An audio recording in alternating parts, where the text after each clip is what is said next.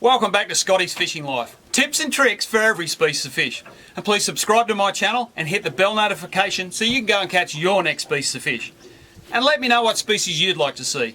And tune into my other channel, The Hook and the Cook, with my good mate, Paul Braheny.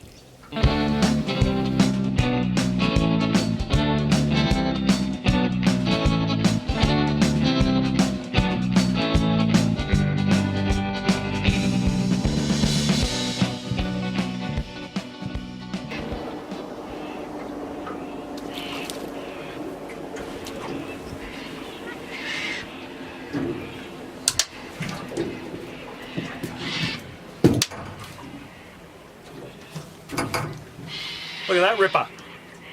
Oh, he's a cracker. Beautiful markings on him. Fantastic fun. And really good fun in the winter months, guys. Especially bring your kids out and give it a go. All you need to do is find a little bit of reefy structure on the bottom and paternoster rig and a piece of pearl prawn and you're in business. These leatherjackets school over these areas in big numbers. What a beautiful fish. The rig for leatherjackets is fairly simple. A basic paternoster rig.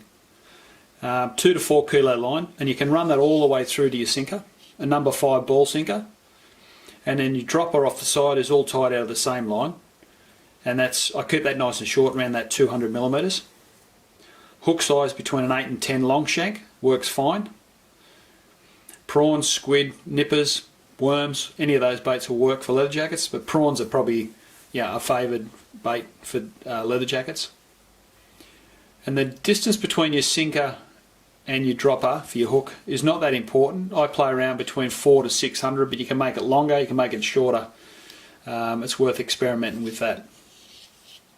So there you go, guys, a simple rig to target your leatherjackets. My special tip is to chop all the heads up nice and fine, as you can see here, and then just drop that in the water directly above where you're fishing. It works really well for leatherjackets. Okay, they're the heads I've just cut up.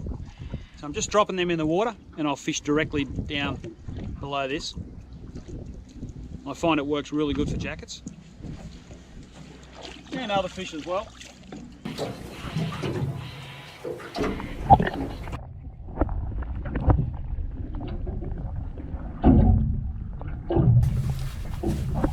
The yellowfin leatherjacket is commonly found in estuarine, seagrass beds and kelpie-covered rocky reefs. At night this species can be seen biting onto strands of seagrass to keep itself anchored while it sleeps. The species can be recognised by the cardinal fin pattern and the scribbly-like markings you can see on its body.